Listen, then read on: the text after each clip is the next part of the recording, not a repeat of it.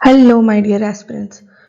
आज के वीडियो में हम डिस्कस करने वाले हैं एग्रोनॉमी से रिलेटेड टॉप 30 इम्पॉर्टेंट क्वेश्चंस जो एग्जाम पॉइंट ऑफ व्यू से काफ़ी इम्पॉर्टेंट हो सकते हैं। तो वीडियो को एंड तक ज़रूर देखिएगा और अगर आपको वीडियो में कुछ इन्फॉर्मेटिव लगा हो और वीडियो अच्छी लगी हो तो इसे लाइक एंड शेयर करना और मेरे चैनल को सब्सक्राइब ज़रूर करें।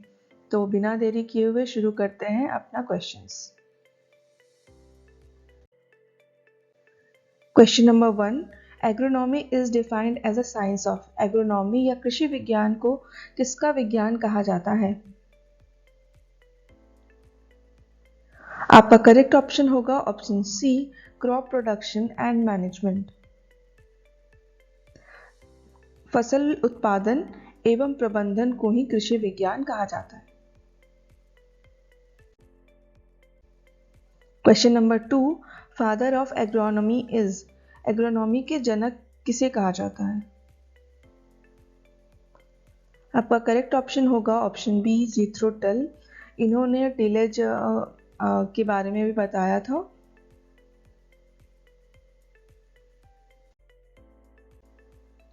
Question number 3। Kharif crops are sown in. Kharif फसलें कब बोई जाती हैं? आपका करेक्ट ऑप्शन होगा ऑप्शन सी, जून जुलाई। जून जुलाई या फिर बरसात के मौसम में खरीफ की फसलें बोई जाती हैं। Question number 4। रबी क्रॉप्स रिक्वायर। रबी फसलों की को किस चीज की आवश्यकता होती है? आपका करेक्ट ऑप्शन होगा option B, low temperature at sowing. जब हम रबी फसलों की बुआई कर रहे होते हैं तो उस समय इन्हें कम तापमान चाहिए होता है। Question number 5। Which crop is a long day plant. इनमें से कौन सी फसल दीर्घ दिवसीय पौधा है?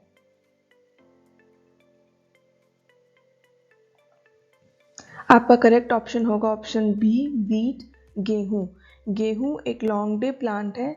जो लॉन्ग डे प्लांट मेनली ज़्यादातर कौन से प्लांट्स होते हैं? रबी प्लांट्स। जो रबी प्लांट्स होते हैं वो लॉन्ग डे रहते हैं और जो खरीफ होते हैं वो शॉर्ट डे प्लांट्स होते हैं। Question number 6। Which of the following is a C4 plant. इन निम्न में से कौन सा पौधा C4 है? आपका करेक्ट ऑप्शन होगा सी, मेज मक्का। मक्का एक C4 प्लांट है। Question number 7। Transplanting is commonly practised in. रोपाई सामान्यतः किस फसल में की जाती है? आपका करेक्ट ऑप्शन होगा बी, राइस धान। धान में मेनली हम लोग ट्रांसप्लांटिंग करते हैं। आजकल डायरेक्ट सीडेड राइस भी लग जाता है लेकिन उसमें वीड की प्रॉब्लम ज़्यादा होती है तो अभी वो ज़्यादा लार्ज स्केल पे कमर्शियली नहीं किया जा रहा है। सो ट्रांसप्लांटिंग मेनली राइस धान में किया जाता है। Question number 8। Optimum soil pH for most crops is. अधिकांश फसलों के लिए उपयुक्त मृदा पीएच है। आपका करेक्ट ऑप्शन होगा बी, 5.5 to 7। ज़्यादातर फसलों को हल्की अम्लीय जो एसिडिक है और न्यूट्रल पीएच चाहिए होता है। Question number 9। Which is a green manuring crop. इनमें से हरी खाद की फसल कौन सी है? आपका करेक्ट ऑप्शन होगा सी, ढैंचा। ढैंचा एक बहुत अच्छा ग्रीन मैन्योर क्रॉप है और ये सॉइल की फर्टिलिटी को भी इंक्रीज करता है।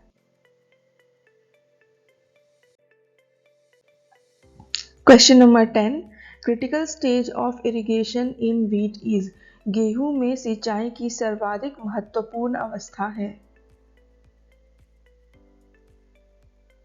आपका करेक्ट ऑप्शन होगा B, ground root initiation stage, जिसे हम CRI स्टेज भी कहते हैं।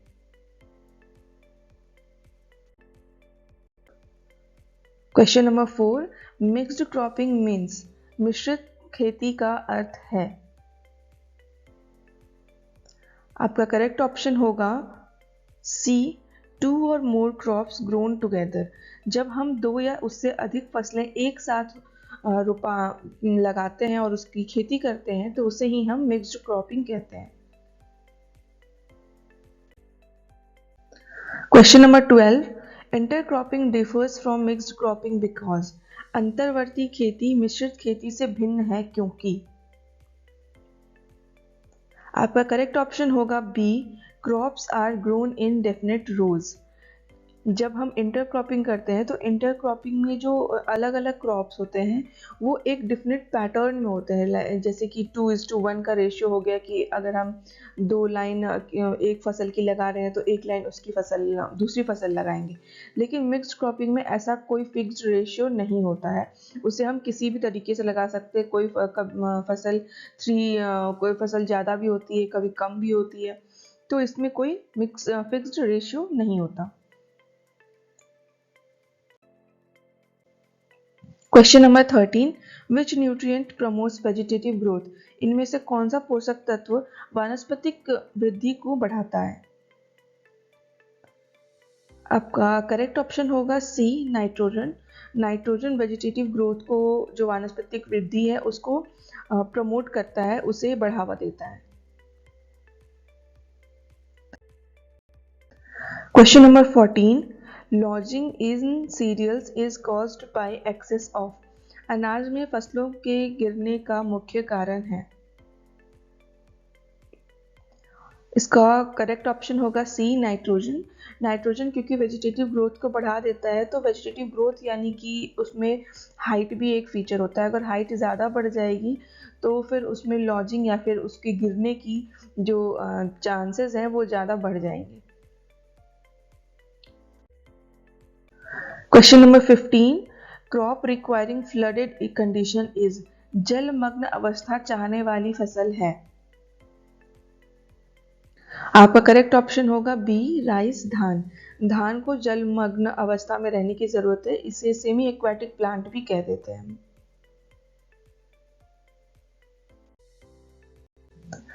Question number 16, zero tillage is mainly useful in. शून्य जुताई मुख्यतः उपयोगी है। आपका करेक्ट ऑप्शन होगा बी, वीट आफ्टर राइस। अगर हम धान लगाने के बाद गेहूं लगाते हैं तो उसमें ज़ीरो टिलेज बहुत अच्छा यूज़फुल रहेगा, क्योंकि सॉइल में मॉइस्चर कंडीशंस पहले से ही अवेलेबल हैं, तो जो कि गेहूं को हेल्प कर देंगे ग्रो करने में। लेकिन सिर्फ धान राइस लगाएंगे और उसमें ज़ीरो टिलेज नहीं करें, ऐसा नहीं हो सकता, क्योंकि इसमें पडलिंग करने की ज़रूरत होती है। कॉटन भी एक बहुत ही हाई मेंटेनेंस क्रॉप है और शुगर केन में भी हमें करना पड़ता है। Question number 17, which is a leguminous crop. दलहनी फसल कौन सी है। आपका करेक्ट ऑप्शन होगा सी, ग्राम चना। चना एक दलहनी फसल है, क्योंकि इसके जड़ों में ऐसी फैसिलिटी है जिससे कि ये अपना नाइट्रोजन खुद बना सकता है।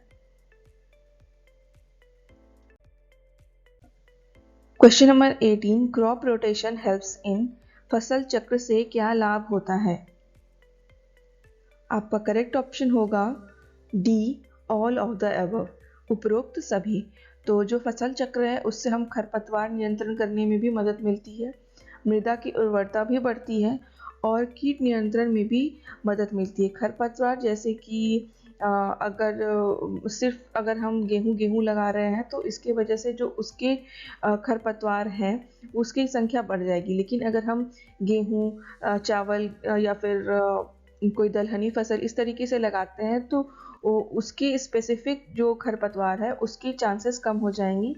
मृदा की उर्वरता कैसे बढ़ेगी, अगर हम अपने फसल चक्र में जो दलहनी फसलें हैं, जो लेग्यूमिनस क्रॉप्स है, अगर हम उसको इंट्रोड्यूस करें तो सॉइल फर्टिलिटी मेंटेन रहेगी, एज एन वो खुद ब खुद अपना नाइट्रोजन बना लेगा। पेस्ट कंट्रोल तो वही है कि अगर हम एक ही फसल बार बार लगाते हैं तो उससे रिलेटेड जो कीट हैं, जो पेस्ट हैं, उनके चांसेस बढ़ जाते हैं। तो अगर हम इसमें ब्रेक लगा दें यानी दूसरी फसल लगा देते हैं जो उस कीट को ना आकर्षित करे, तो इससे हम कीट नियंत्रण में भी सहायता मिल जाएगी। Question number 19, harvest index is, harvest index क्या है? आपका करेक्ट ऑप्शन होगा B, economic yield upon biological yield, आर्थिक उपज को जैविक उपज से करते हैं। हार्वेस्ट इंडेक्स जैसे कि अगर हम धान की रोपाई कर रहे हैं तो धान में कुछ होगा, जो फसल है वो हो जाएगी, उसके बाद जो धान है सीड है वो, उसके ऊपर की कवरिंग हो जाएगी वो। तो जो ये है, जो धान का जो ये बीज वाला पोर्शन है जिसे हम खाते हैं और जिसे हम बेचते हैं, तो ये हो जाएगा हमारे इकोनॉमिक यील्ड, और बाकी सब कुछ ये लेकर के प्लांट वगैरह जो सब भी है वो सब बायोलॉजिकल यील्ड है। तो ये हो जाएगा, इसे हम कहते हैं हार्वेस्ट इंडेक्स।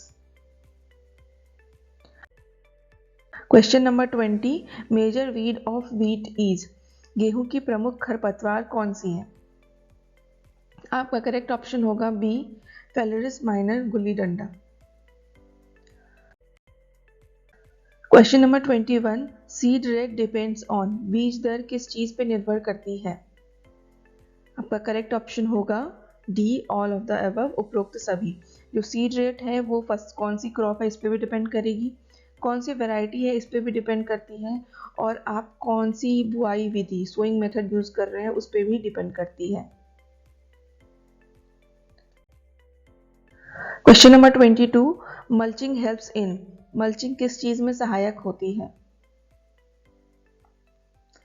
आपका करेक्ट ऑप्शन होगा D, all of the above, उपरोक्त सभी। जो मल्चिंग करते हैं, जिसको हम ढक देते हैं, जो जमीन रहती है उससे मॉइस्चर कंजर्वेशन होता है, नमी संरक्षण, वीट कंट्रोल भी होता है, खरपतवार भी हम नियंत्रण कर लेते हैं, और टेम्परेचर रेगुलेशन, तापमान भी नियंत्रित होता है। Question number 23, photo period insensitive crop is, दिन लंबाई से अप्रभावित फसल है। आपका करेक्ट ऑप्शन होगा सी, मेज, मक्का।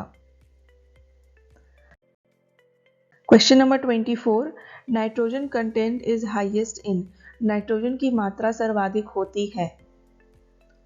आपका करेक्ट ऑप्शन होगा सी, यूरिया, यूरिया में 46% नाइट्रोजन अवेलेबल होता है।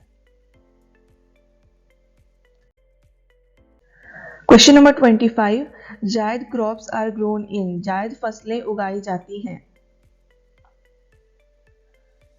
आपका करेक्ट ऑप्शन होगा सी, ग्रीष्म ऋतु, summer. Question number 26, most efficient irrigation method is, सबसे दक्ष सिंचाई विधि है। आपका करेक्ट ऑप्शन होगा सी, ड्रिप इरिगेशन, जिसे टपक सिंचाई भी कहा जाता है। Question number 27, inter tillage is done to, अंतर जुताई क्यों की जाती है? आपका करेक्ट ऑप्शन होगा बी, कंट्रोल वीड्स, जब हम कोई पौधा लगा दिए हैं तो उसके बाद जो उसके बीच में वीड्स आती हैं उसको हटाने के लिए, उसको कंट्रोल करने के लिए हम मेनली इंटर टिलेज करते हैं। Question number 28, highest water requiring crop is, सबसे अधिक जल मांगने वाली फसल है। इसका करेक्ट ऑप्शन होगा बी, राइस धान, क्योंकि राइस धान जो है उस धान में हम पानी लगा के ही रखते हैं, इस वजह से ये सबसे ज्यादा वाटर रिक्वायरिंग क्रॉप है इनमें से। Question number 29, green manuring improves, हरी खाद से सुधार होता है। आपका करेक्ट ऑप्शन होगा D, all of the above, soil structure भी इम्प्रूव होता है, सॉइल फर्टिलिटी भी बढ़ती है, और माइक्रोबियल एक्टिविटी भी बढ़ती है। Last question number 30, main objective of agronomy is, agronomy या कृषि विज्ञान का मुख्य उद्देश्य क्या है? इसका करेक्ट ऑप्शन होगा D, all of the above, उपरोक्त सभी। जब कृषि विज्ञान है उसका एम यही होता है कि जो यील्ड है उसमें बढ़ोतरी हो, जो हमारे पास रिसोर्सेज हैं उसका हम अच्छे तरीके से यूटिलाइजेशन कर सकें, और सस्टेनेबल प्रोडक्शन करना, जिससे कि आने वाली पीढ़ी के लिए भी वो अवेलेबल रहे, लैंड हो गया या फिर जो भी रिसोर्सेज है वो आगे वाली पीढ़ी के लिए भी अवेलेबल हो, यानी कि यहीं पे सिर्फ इसी पीढ़ी में ना वो ख़त्म हो जाए। सो बाय बाय, और कुछ इसी तरीके से अपनी पढ़ाई जारी रखिएगा। मिलते हैं नेक्स्ट वीडियो में।